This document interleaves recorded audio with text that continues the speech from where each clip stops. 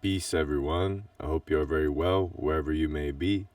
Today I'm back with another video in the Peaks and Valleys manuscript consciousness expansion mini-series.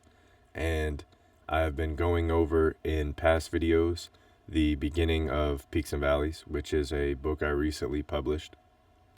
And if you are interested, I have digital and paperback formats available.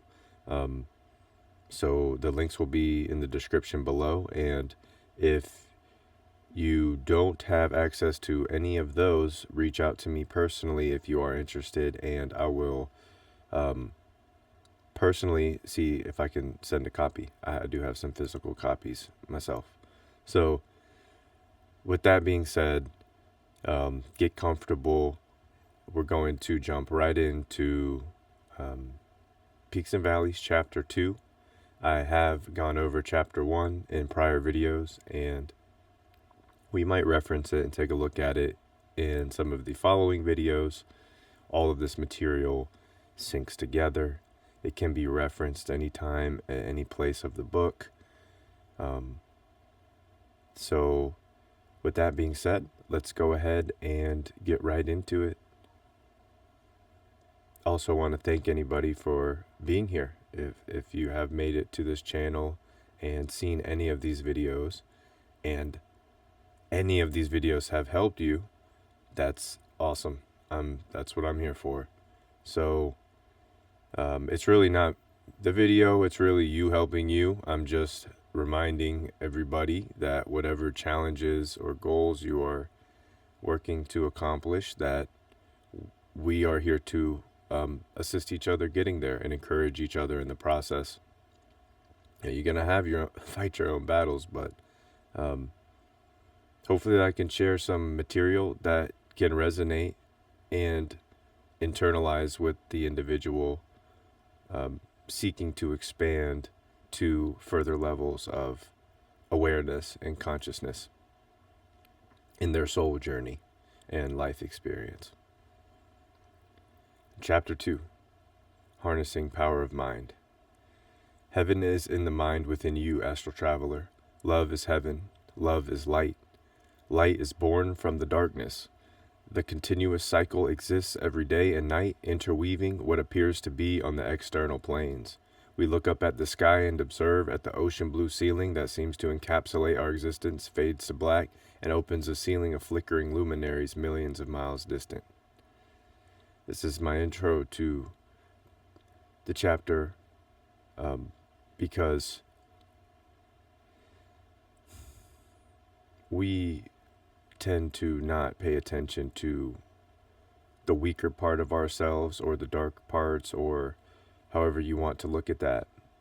But it is vital to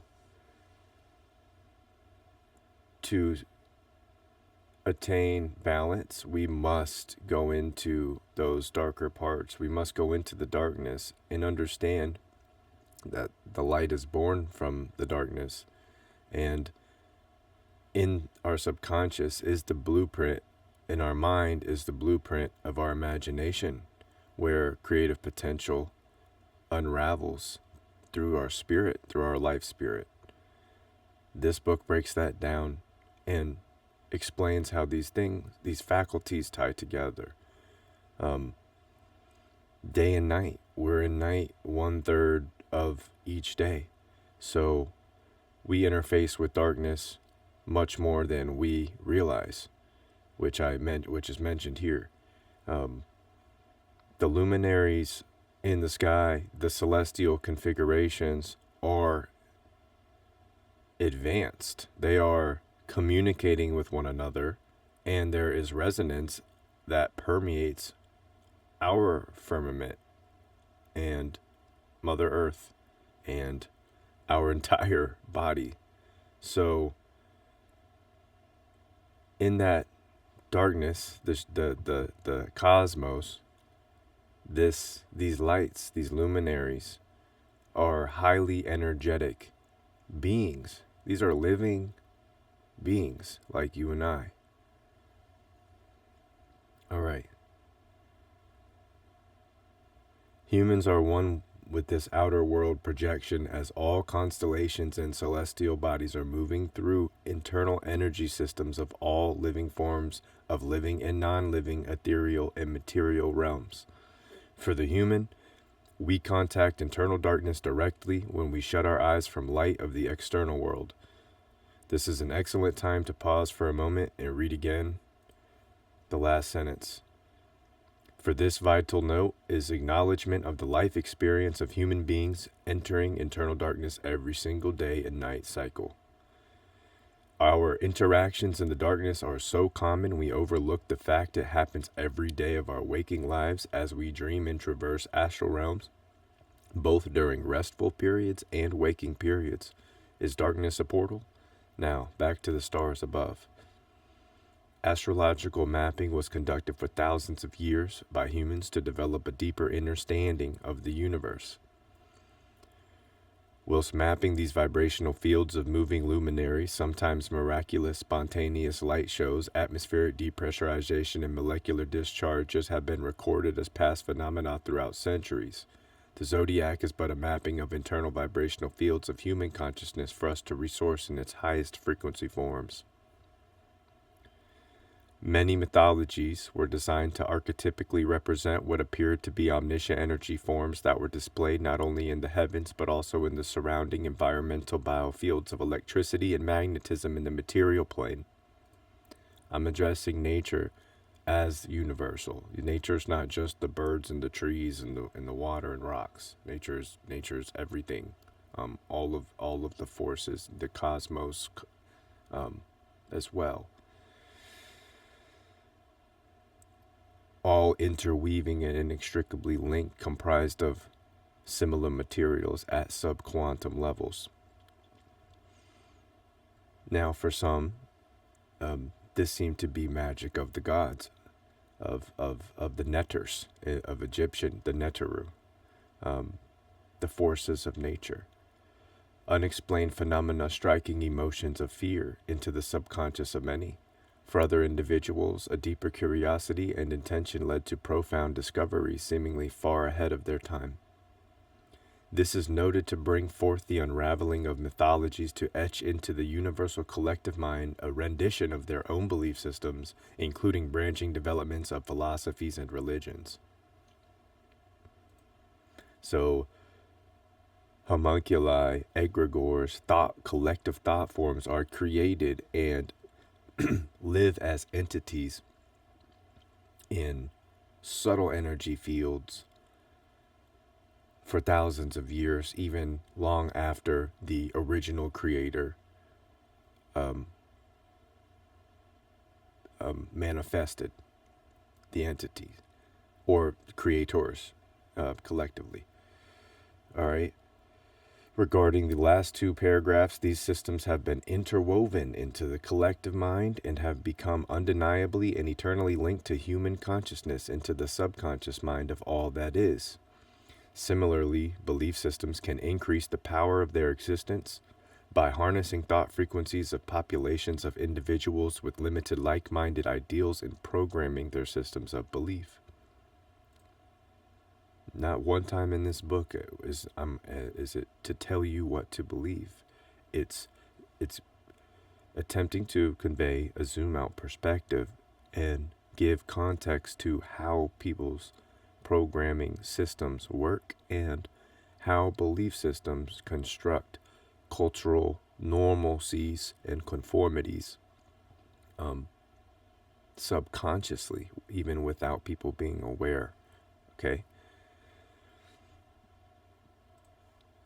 And part 2 of Harnessing the Power of Mind will explore the programming constructs inside of the matrix, how belief systems shape human consciousness, how to develop personal internal belief systems, and utilize the power of the subconscious mind effectively. At this time, please reference the relationships notes in the previous chapter. This will carry forward into assuming responsibility for the energy patterns we are expressing, transmuting, and redirecting, along with the developing awareness for pattern breaks and vibrational redundancies that are causing tension, stagnation, and imbalance in the electromagnetic biofield of the individual. since we're here, we'll go up to review the relationships paragraph just as a refresher.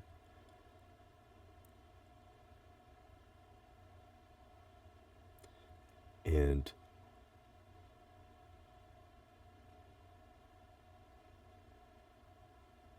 we are here. Now, that is with all people, with thoughts, with your habits, with your actions, with nature, with inanimate objects, with technology, with the plants, the animals, with your dreams, the breath you are taking this moment, with memories, with your silent whispers and words aloud, with all that you consume, with your emotions, with the mind, with God. Your relationships are everything. Okay, let's move back down. Part 2. Harnessing power of mind, subconscious programming, the internal sun and moon, the soul and the mind respectively. Body, mind, and soul equals earth, moon, and sun. As above, so below, as within, so without. Excuse me for a moment. Let's get some.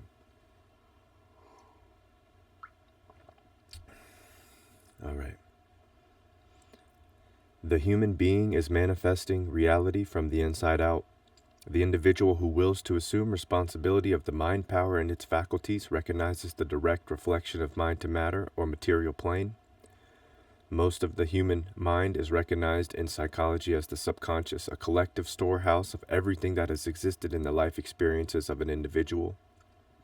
A storehouse capable of compartmentalizing every vibrational impression it receives, and that is absolutely accessible to the individual attuned with the inner realms. Universally speaking, we would know this collective form as Akashic record, the Akashic record, very well documented. The spirit of the spirit nor the subconscious mind are influenced by polarities in the material plane. In other words, it does not distinguish between you or I, but rather in the higher vibrational fields of the universal chakra system as divine collective intelligence life force. All right, let me pause here. So the vibrational impressions that the subconscious receives, the frequencies that are coming to the through the transmuting and we're receiving and transmitting. It doesn't know you or I. So if I say I hate me, or I hate you, or I love you, or you, or you, I love you, or I love me, it just knows love and it just knows hate. All right, I just want to keep it simple for now. So, and provide some context.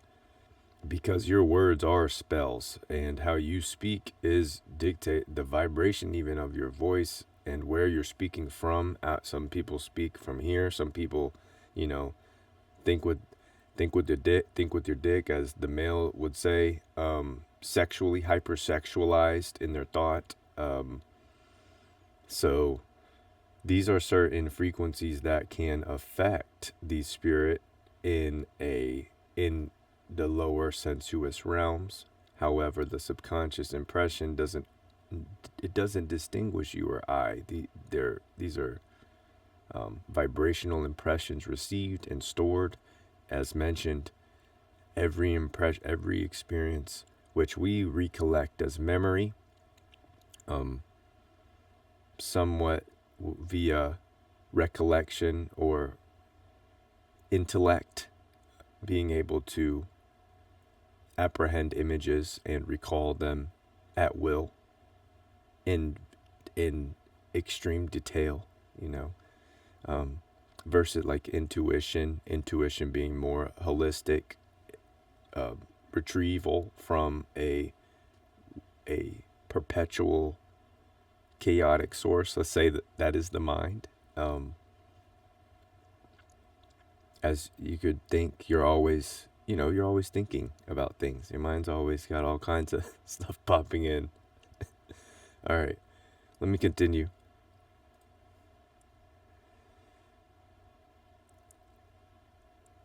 This is a great time to pause on this note, understanding that the programs in the Matrix are heavily influencing both the individual and collective consciousness of humans. This is not to suggest to the student that anything is particularly good or bad. Again, the non-dualist mind of the all exists with non-polarity in lower vibrational fields in which we commonly refer to as matter. Polarity parameters of thought frequencies can interrupt the natural divine flow of the life spirit. In a stagnation in energy, especially in the chakra fields, can arise when polarized thought or habit patterns develop without inner awareness of transmutative capabilities. The chakra centers experiencing the material plane include vibrational fields such as power, food, and sex. Trying to keep this, a little more brief in these categories, you can do the thinking, the critical thinking yourself. This is how anything that's going to apply in this material is going to work in the first place, is through critical thought, developing perception, awareness, and mindfulness. So,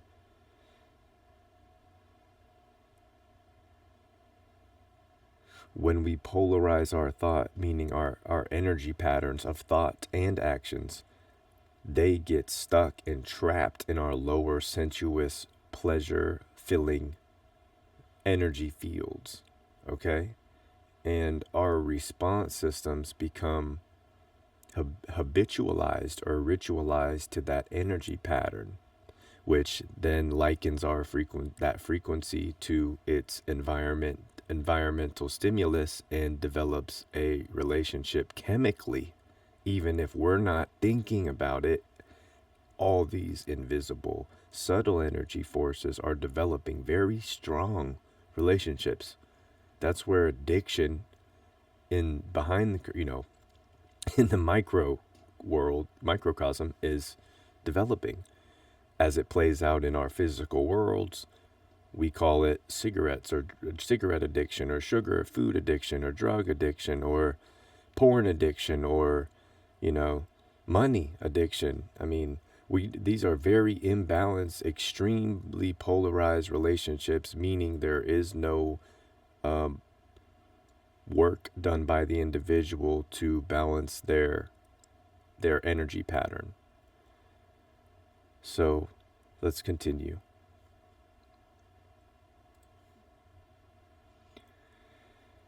The lower material planes enable the much smaller portion of our consciousness, the conscious mind, to transmit vibratory signals stemming from an incredibly powered central nervous system that is plugged into constructs inside of the matrix seeking pleasure and gratification. This, dear students of God, is a huge note to remember. The human experience in the material plane is the purpose and responsibility of the soul journey in the physical vessel or avatar.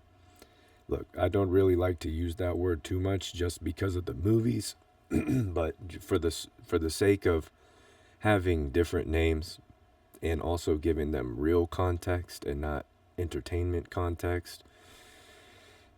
Obviously, there's esoteric, metaphysical symbolism in all these movies. That's why they, you think they're just spending hundreds of $millions to entertain people. All right, that's fine. I'm not saying don't enjoy movies. I'm just saying they spend all this money for a reason. The two eyes that perceive light on the external planes must not be the primary source of light one consumes. Okay? The two eyes that perceive light on the external planes must not be the primary source of light one consumes. The light from within, born from the darkness, the imagination blueprint and subconscious mind, is the eternal source and sacred fire that the external world is distracting the student of God from deeply convening. There's your relationship. These distractions are hindering, limiting, suppressing humans from developing consciousness relationships with the faculties of their inner being via the imagination, the subconscious mind, the convening with the life spirit to listen, meditate. Meditate doesn't have to be mantra with your which I encourage those, but meditating can just be thinking, allowing thought to flow. That's it. Allow your thoughts to flow. That to me is its most divine, simple form that I love to challenge. That's work. It's easy to get agitated or let things, especially when you have to deal with stuff, in the world, in the matrix. So this is why these notes to me, they speak universally. At least they can resonate with anybody who wishes to apply them. All right, let's continue. This brings the reader to furthermore strengthen the objective of these notes, which includes practical application and expansion in the life experience. Part 3, Harnessing Power of Mind, Breaking the Pattern Loops, Closing Thoughts. As we approach the end of Chapter 2, the individual has now been given access to understanding how to reprogram their energy patterns and relationships existing in their life experience. To review, please see notes 17 on pages 17 through 20. This is what I mean. The material is to be interchanged. You can open up to any part and you will gather some from another part, okay? It all works with each other. And it can all be referenced with each other, if that makes sense. Please effectively experiment with exchanging one unhealthy habit, a negative energy pattern, with another healthy, productive habit or positive energy pattern. That's to keep it in lamest terms so it doesn't get all complicated, okay? It doesn't need to get all complicated. If you can choose to, especially when you're applying action, that's the bigger piece of it, is taking action. Okay. If you can choose to, then do that alternatively. At the very least, applying some or all of these methods will expand your consciousness and assist in the redevelopment and transmutation of patterns in the individual's relationships, both on the inner and external planes, which are your thoughts and actions, respectively. This will also develop deeper commune with the creative process with the individual, which is, you got it, spirit, life force, prana, God, all, Om. I'm adding that in. Before the student continues to Chapter 3, Expressing Consciousness, please consider review and reference of previous chapters as one continues to dive in the following notes as much as necessary. A focus of this material is to honorably present utilities the student can resource internally and be one with the mind and all that is. A gentle reminder that this book is not here to change your mind. This is for the spirit on the expansion of truth along the life journey in this matrix, unraveling an inward adventure of many peaks and valleys, expressed on multidimensional fields of existence. You are one with all, astral traveler. Now, let us advance into the expressions of consciousness, a compilation of personal notes important enough to my heart and spirit to dedicate an entire chapter to the subject matter. And this is where, dear friends, we'll pause, and Chapter 3, Part 1, Expressing Consciousness, will be resumed in the next video.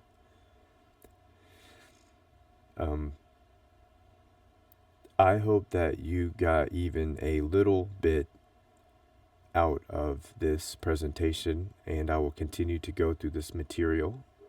It's packed, even though it's not a long book, it's packed again and made to be referenced at any point in time until it is no longer required or necessary to the individual. I wanted to share I'll share a picture before I leave today, before we get out of here, and then I will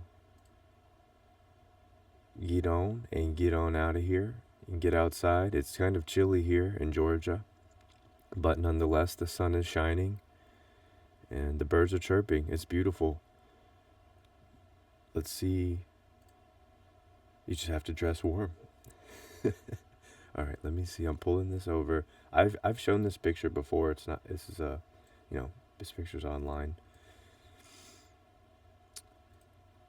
But I love to reference it. There's many more or pictures I want to go through, but I do love to reference this because it just gives perspective. The more you look at these things, the more context it provides, and just seeing how fast frequency it moves. It's saying where the speed of light um, transcends no time, our concept, our measurement of time. And above, the frequencies of gratitude, appreciation, joy, love, freedom, wholeness, bliss.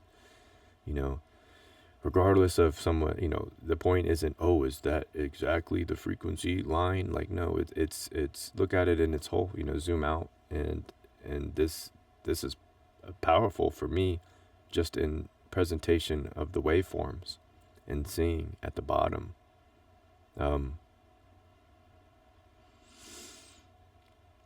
Where we can, and you can see, technically, the list is just as big at the bottom, as it is at the top, if not, bigger. And think about how these frequencies in the lower, in the matrix, in our mainstream, okay, think about how these concepts of these frequencies are applied in the mainstream of things, and then in your own life as well. But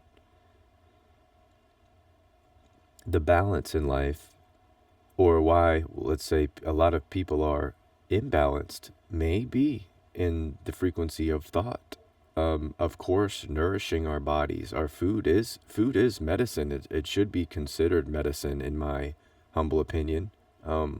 Not just something that we consume to get calories, or obviously people understand nutrition, but there's a much bigger aspect to it than just getting enough calories and eating the right, this and that. Just appreciating the entire process, the cultivation of food, and being able to harvest food and make things from what you grow, and then grow things from what you harvest, as in gathering seed. So you're learning the systems of nature that you can develop yourself and develop a relationship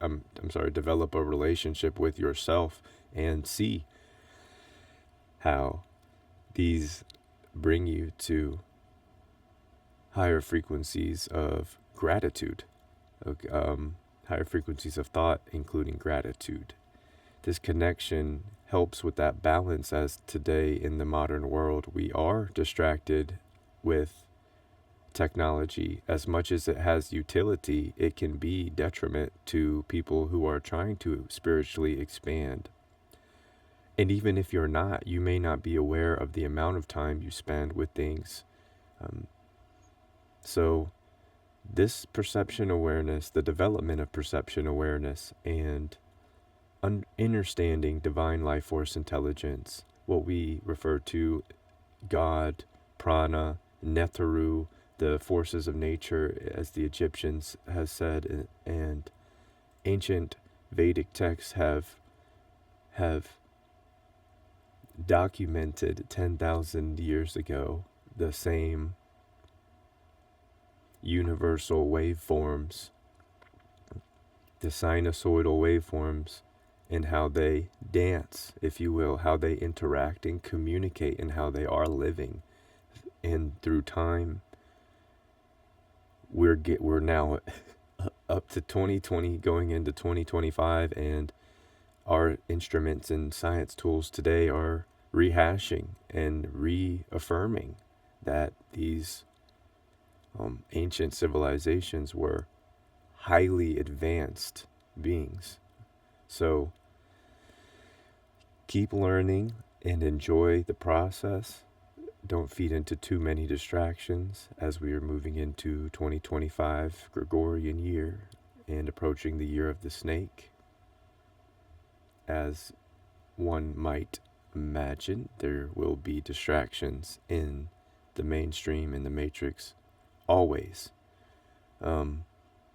with that being said, I know that didn't pertain to the book directly.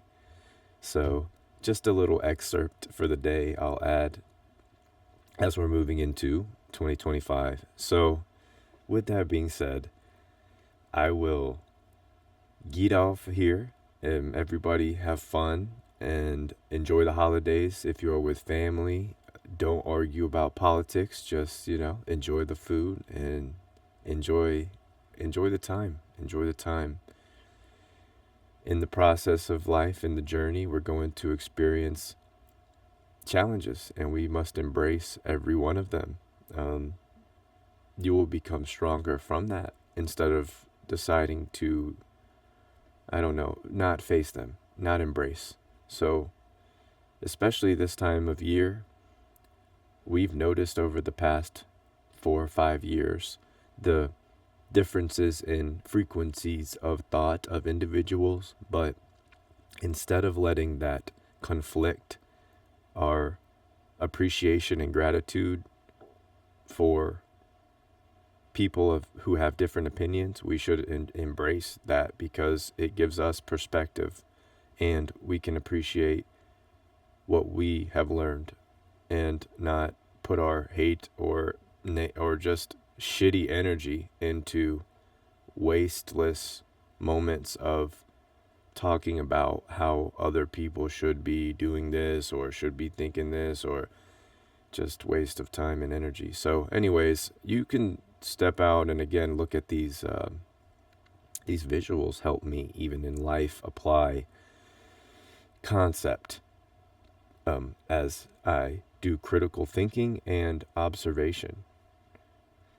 And I'll stop rambling. And we're at 32 minutes. Yeah. So everybody go have fun and get some sun and shine that sun, and that's inside of you. Radiate that light.